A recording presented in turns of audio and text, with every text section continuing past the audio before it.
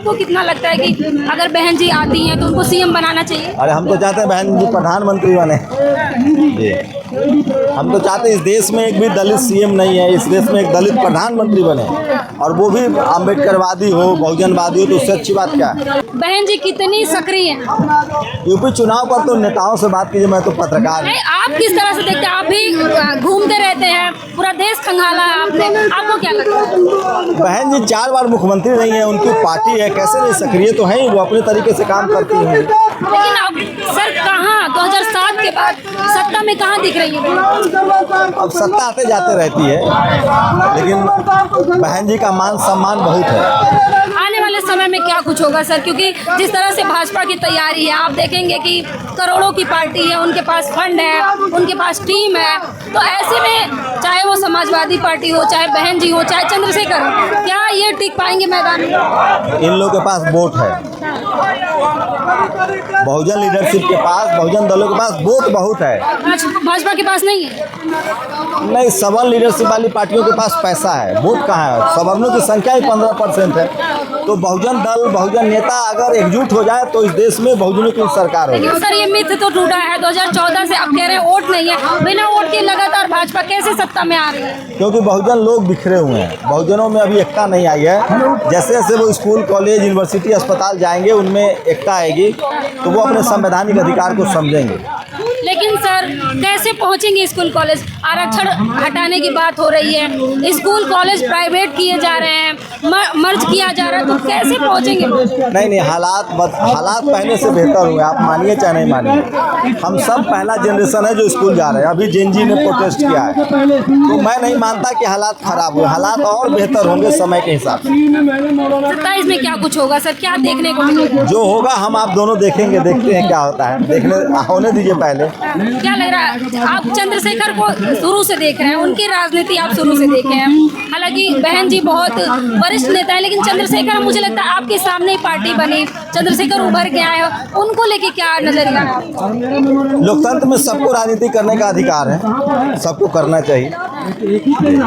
लेकिन जिस तरह से चंद्रशेखर सड़कों पे उतरते हैं, कहीं ना कहीं आकाश आनंद नहीं दिखते हैं, इसकी क्या बड़ी वजह है? सबका अपना अपना तरीका होगा राजनीति करने का, तो किसी से आप किसी को कंपेयर नहीं कर सकते, सबका अपना अपना तरीका। सर समाज तो करता है ना कंपेयर की, जहाँ भी दुर्घटनाएं होती हैं, जहाँ भी बहुजन समाज पे अत्याचार होता है, चंद्रशेखर सड़कों पे होते हैं, लेकिन आकाश आनंद जो एक बड़ी पार्टी के नेतृत्व में है और वो उनको जिम्मेदारी, जब हम लोग बात कर रहे हैं तो आज ही उनके हाथरस में रैली है, ऐसा थोड़ी है। सब अपने, मैं कह रहा हूँ सब राजनीतिक दलों का अपना अपना तरीका होता है।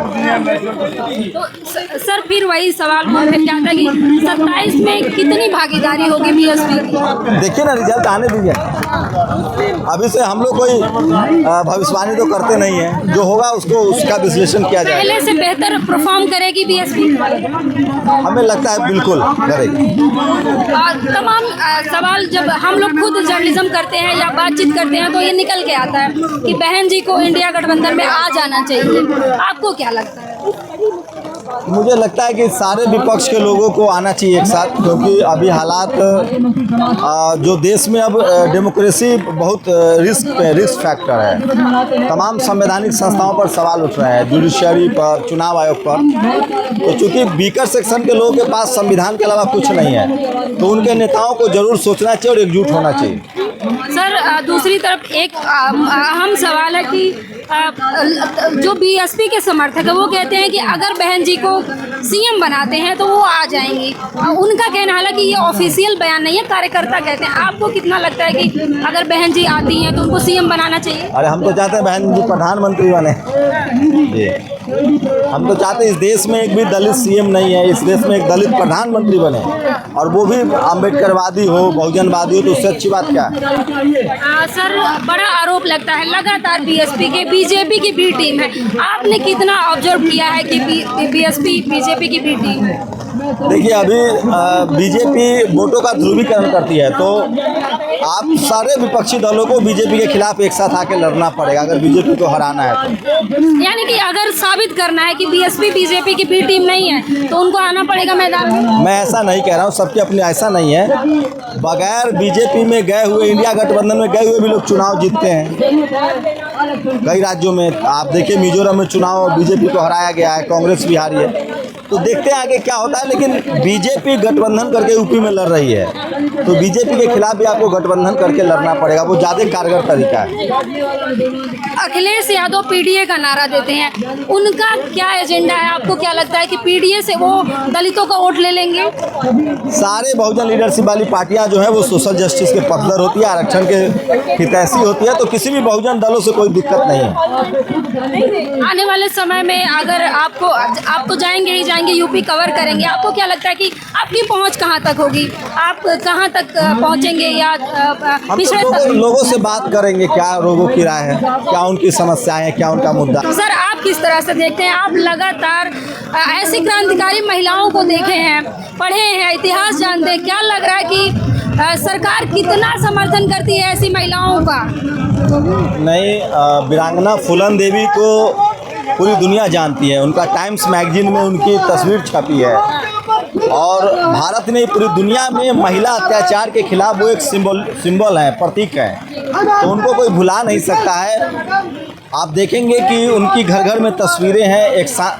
उन्होंने गरीबी में जीवन उनका शुरू हुआ, फिर उन्होंने न्याय के लिए बिहरों की खाक छानी, और वो भारत की संसद में रहे, और वहाँ भी वो जातिवाद की शिकार हुई, जिनके तो वीरांगना फूलन देवी को कोई भुला नहीं सकता। उनकी जयंती हर घर में जो शोषित पीड़ित, और मुझे तो लगता है इस देश की महिलाओं को अगर शिक्षा की देवी सावित्रीबाई फुले हैं, तो अत्याचार के खिलाफ प्रतिकार की प्रतीक है वीरांगना, तो पुरुष को तो उनके नाम से कांपना चाहिए और महिलाओं को उनको आत्मसात करना चाहिए। लेकिन यहाँ तो ताकत के मामले में माता दुर्गा को आगे लाया जाता है, उनके हाथ में तलवार है। तो आस्था का सवाल है, उस पर मैं कोई बात नहीं बोलूँगा, सबकी अपनी आस्था है, सब जिसको जो मानना है। मैं बहुजन समाज के होने के नाते मुझे लगता है कि इस देश में महिलाओं को जिस तरह से स्कूल का भेजने का काम सावित्रीबाई फुले ने किया, माता सावित्रीबाई फुले ने, जिनकी जो आस्था है वो बोले, उसमें हम रोक नहीं सकते हैं, संविधान है। हमें लगता है कि महिलाओं का अधिकार, महिलाओं के प्रति जो अत्याचार था, घर में भी और घर के बाहर भी, जाति के नाम पर भी और पेट्रियार्कल के नाम पर भी, उसका सबसे बड़ा प्रतिकार अगर किसी ने किया है तो वो फूलन देवी जी ने किया है, और इसलिए वो वीरांगना है।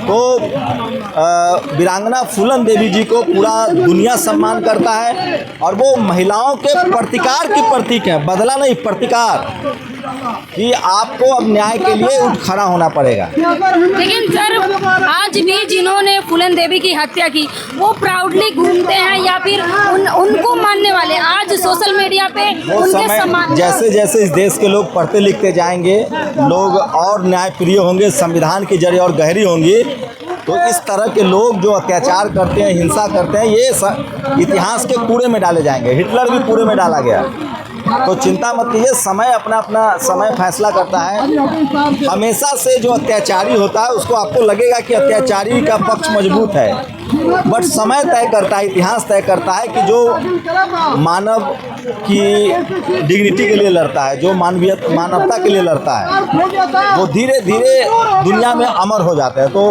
वीरांगना फूलन देवी, माता फूलन देवी अमर हैं, अमर थी और अमर रहेंगी। सर, वहीं बिहार में भरत तिवारी हथियार उठाते हैं तो वो जो है उनको सम्मान मिलता है, वहीं दूसरी तरफ जब फूलन देवी हथियार उठाती हैं अपने आत्मसम्मान के लिए तो उन्हें डाकू तमाम नाम दिए जाते हैं। देखिए, इसकी वजह है इस देश में जातिवाद की जड़ें बहुत गहरी हैं, और जो जातिवाद, वो लोग जो जातिवाद फैलाते हैं, उन्हीं के हाथ में कलम है, किताब है, मीडिया है, जुडिशरी है, ब्यूरोक्रेसी है। लेकिन संविधान आने के बाद धीरे धीरे सबके हाथ में कलम किताब पहुंच रहा है, तो अब फूलन देवी के जानने वाले, मानने वाले भी इतिहास लिख रहे हैं, तो पहले से हालात बेहतर हुए, आगे और हालात बेहतर होंगे।